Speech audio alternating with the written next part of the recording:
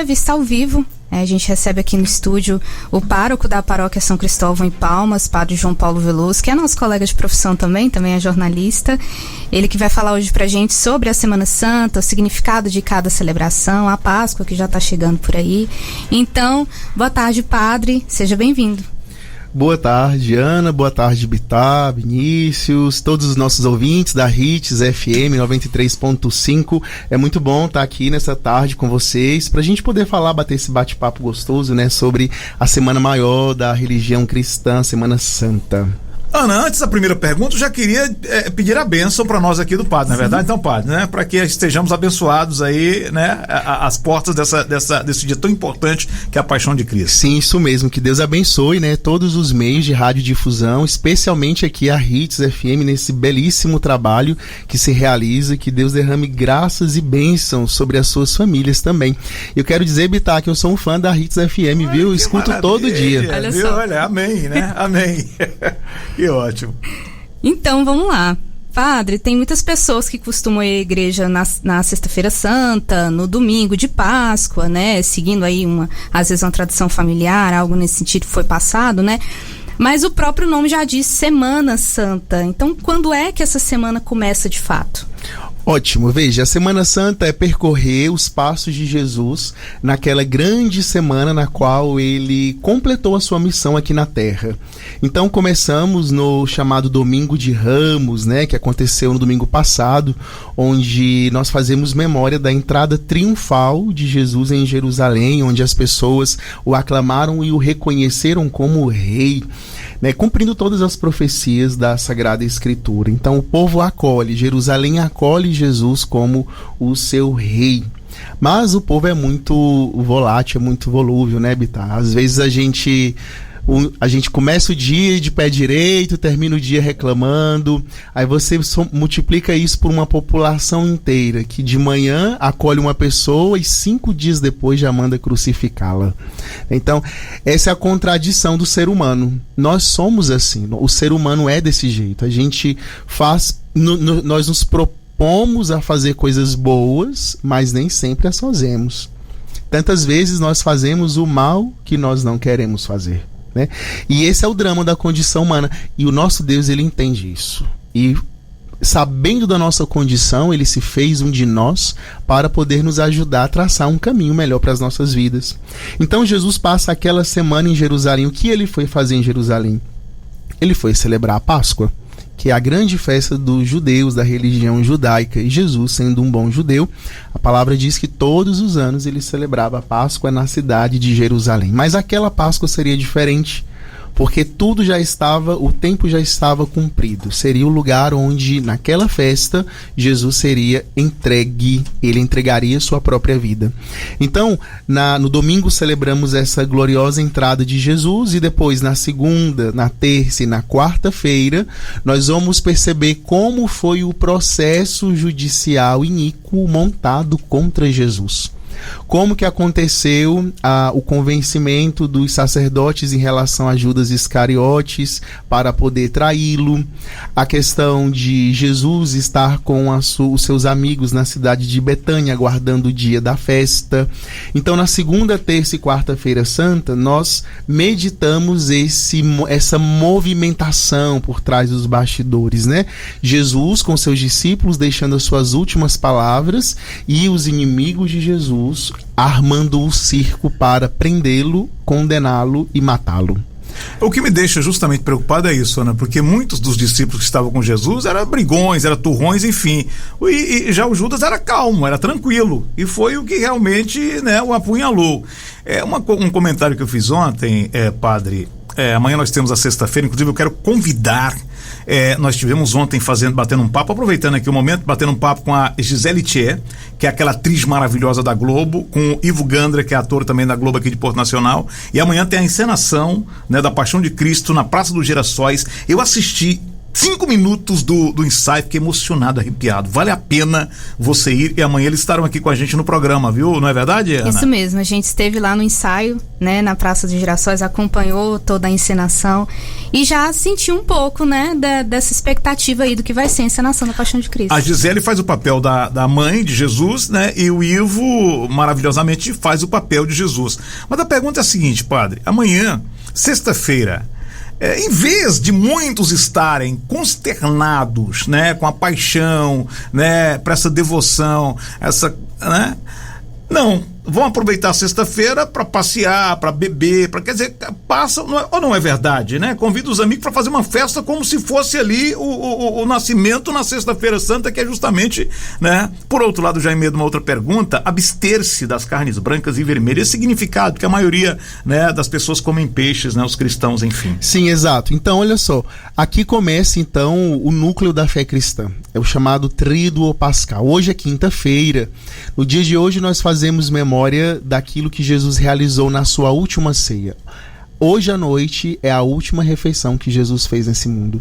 É interessante isso porque na sua última refeição ele nos deixa o sacramento da Eucaristia, ou seja, o seu próprio corpo e o seu próprio sangue como alimento para nós, e nos dá o mandamento do amor. Amai-vos uns aos outros como eu vos amei. E assim ele lava os pés dos discípulos. É isso que nós vamos celebrar hoje à noite. E amanhã nós fazemos a memória então do sofrimento de Jesus, todo o seu processo condenatório, a sua flagelação, coroação de espinhos, depois a sua subida ao Calvário com a cruz às costas e por fim a sua crucifixão e morte. Para nós cristãos é um dia de profunda penitência, é um luto mesmo. Nós fazemos luto nesse dia porque o nosso Deus humanado, ele morre por amor a cada um de nós. Por isso nós fazemos penitência de uma maneira mais forte nessa sexta-feira da Paixão. E uma das penitências é justamente abster-se de carnes.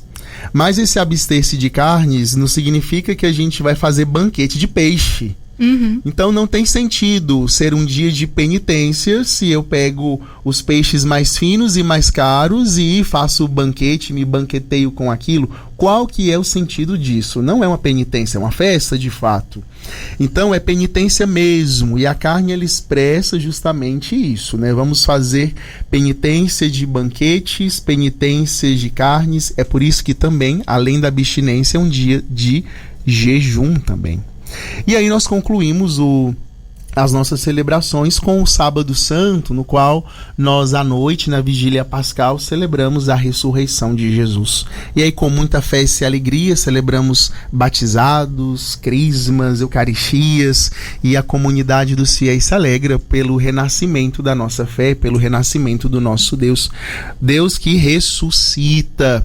E aí começamos o tempo pascal no domingo de Páscoa. Então esse é o sentido da Semana Santa. Na verdade é um grande retiro espiritual que nós estamos vivenciando uma vez por ano, seja por tradição, seja por convicção. Nós entramos em contato com o núcleo, o centro da nossa fé.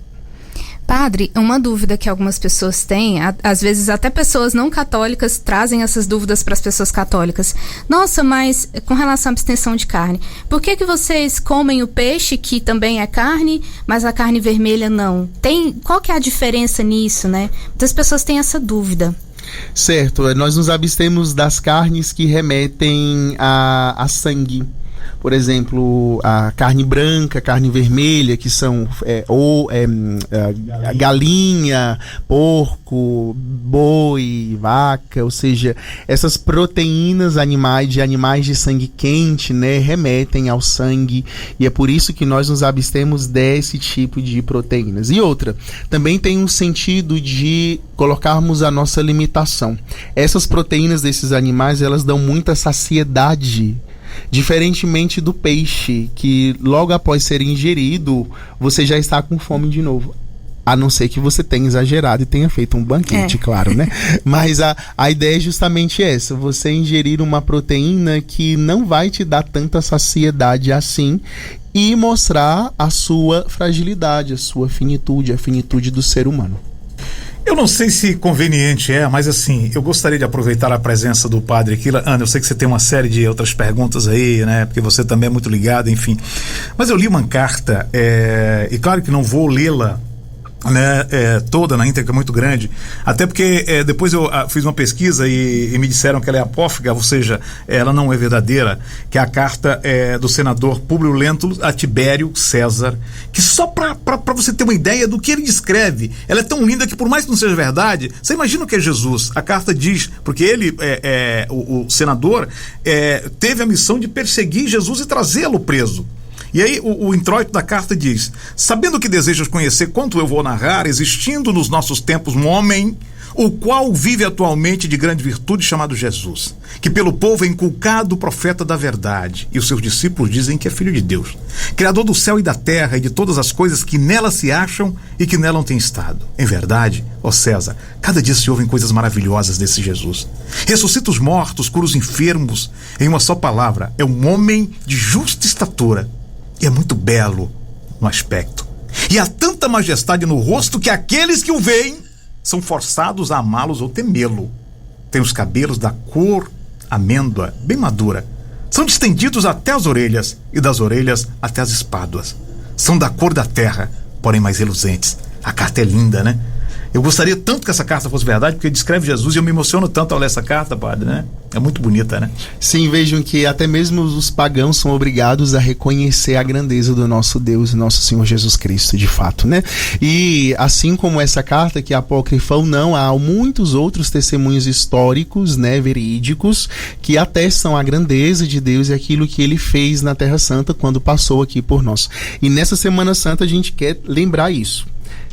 Somos pessoas que são profundamente amadas por Deus. Deus nos ama e é esse amor que o motivou a se fazer um de nós, a sofrer por nós, para atrair sobre ele aquilo, a condenação que estava destinada a cada um de nós. Nós não somos condenados, nós somos salvos. Deus já nos trouxe a graça da vida, da vitória. E é nele que nós podemos ter vida verdadeira. Em Jesus é o nosso Deus. E é isso que nós estamos celebrando nessa Semana Santa. A vitória de Deus sobre o pecado e a morte. E quando a gente vê Jesus Cristo dentro de todo esse contexto, padre, a gente percebe também que o senhor falou sobre essa visão que os pagãos têm de Jesus, né? Muitas vezes as pessoas têm a visão de Jesus Cristo como, claro, foi também, né, uma figura histórica, um revolucionário, um ativista, um militante pelos mais pobres, pelos mais, né, que tinham lá suas necessidades, mas não só, né? É uma visão que eu tenho, talvez o senhor possa discorrer um pouco mais sobre isso enquanto padre, é que você limitar Jesus Cristo a isso é um recorte muito pequeno, é uma dimensão muito pequena de tudo aquilo que ele de fato foi e de fato é, pelo menos para os cristãos católicos e, enfim, sim, cristãos do mundo todo. As grandes personalidades da história humana, elas podem ser vistas sob diversos prismas. Então, cada um coloca a sua lente e vai enxergar aquela personalidade com a sua lente, né? Então, a gente encontra vários livros que falam de Jesus como o maior dos médicos, o maior dos psicólogos, o maior dos filósofos, o maior dos economistas até, né? Os maiores dos revolucionários e etc, etc. Cada um vai enxergar Jesus a partir das categorias que já possui. No entanto, se nós queremos saber quem é Jesus mesmo, de fato, precisamos ir às fontes. Leia os 4 evangelhos. Ali está quem é Jesus de fato, quem ele é, quem ele deixou-se ser. Bom, nós falamos da questão de abster-se de carnes vermelhas, né? E aí a gente tem essa, como eu já disse, a tradição de comermos o peixe. Padre, essa curiosidade eu sempre tive. Onde entra o coelho nessa história aí da Páscoa? Não é verdade? Não é verdade que na semana, né, aí tem um peixe, né? Aí tem um coelhinho, que é o ovo da Páscoa, o ovo do coelho, né? Pra te responder isso, eu vou te contar uma historinha. Quando eu estava pároco na cidade de Santa Teresa do Tocantins, ali eu atendia o quilombo da Barra do Aroeira. E aí um dia eu era um padre muito jovem, né, assim, ainda iniciando a carreira de padre, e cheguei lá naquele lugar e eles me deram uma grande lição, muito bonita. E eu cheguei assim para eles e disse: olha, não tem nada a ver chocolate com a Páscoa. E aí uma das senhorinhas levantou e falou: padre, tem sim. Eu, por quê? nós passamos 40 dias comendo ervas amargas aqui no nosso quilombo. E no dia da Páscoa a gente quer comer alguma coisa doce para mostrar que Jesus Cristo é doce. Olha, que lição. Olha, que que lindo, né? Que verdade, lição, que lição. Então, de fato, se nós pararmos para pensar que existe uma pessoa aqui, uma comunidade que de fato faz penitência durante 40 dias e come ervas amargas e se abstém de carne e segue uma penitência, no dia da ressurreição ela quer celebrar aquilo com alegria. Né? É verdade, ou seja, eu estava vivendo um tempo de luto, agora eu estou alegre porque o meu Deus ressuscitou. E eu vou fazer isso com bebidas e comidas doces e gordurosas e boas, como vai dizer a própria palavra de Deus na carta, no livro de Neemias. Agora, com relação ao coelho, né? Aí você coloca chocolate com ovo e com coelho. São três coisas bem diferentes. Bem distintas, né? Aqui a gente vai ter um mix de várias culturas que ao longo dos séculos foram se entrelaçando, né? Várias celebrações da primavera no hemisfério norte que foram se entrelaçando até se tornar o objeto comercial que nós temos hoje, chamado Coelho da Páscoa. Mas na verdade é o encontro de várias culturas ao longo do século que gerou esse coelho que tem ovo que é de chocolate e que traz, né, a Páscoa. Perfeito. Desde que celebremos, né, a ressurreição de Cristo, né, dele que tudo pode, né, que tudo sabe, tá ótimo, né, Ana? Exato. Hoje eu escutei assim, né, eu estava ali num lugar e aí um pai falou assim pra mim: olha, padre, o meu filho é muito esperto, porque eu disse para ele que não ia dar chocolate, porque chocolate não tem nada a ver com a Páscoa. E aí o menino respondeu assim: pai, eu sei o que significa a Páscoa, é a ressurreição de Cristo, mas um chocolatinho é tão bom. Aí não tem como, pai. Aí amoleceu o coração, não tem jeito, né? Exato. Mas então tá certo, padre. Obrigada pela sua presença, pela sua participação aqui no Jornal da Hits. Seja sempre muito bem-vindo. Inclusive, a paróquia do padre fica aqui na quadra, né, padre? Exatamente, convidar o pessoal para a celebração. Convido todos a estarem presentes na paróquia São Cristóvão hoje às 19 horas e amanhã às 15 horas da tarde. São Cristóvão é o representante dos motoristas, né? Padroeiro dos motoristas e viajantes. Ele era bom motorista mesmo, padre? Ele era meio barbeirão? Ele era o melhor de todos, porque ele conduziu Jesus Cristo. Foi o chofé de Jesus. Abraço, padre. Deus abençoe. Muito obrigado. Boa Páscoa. Sua bênção. Tchau, Deus abençoe.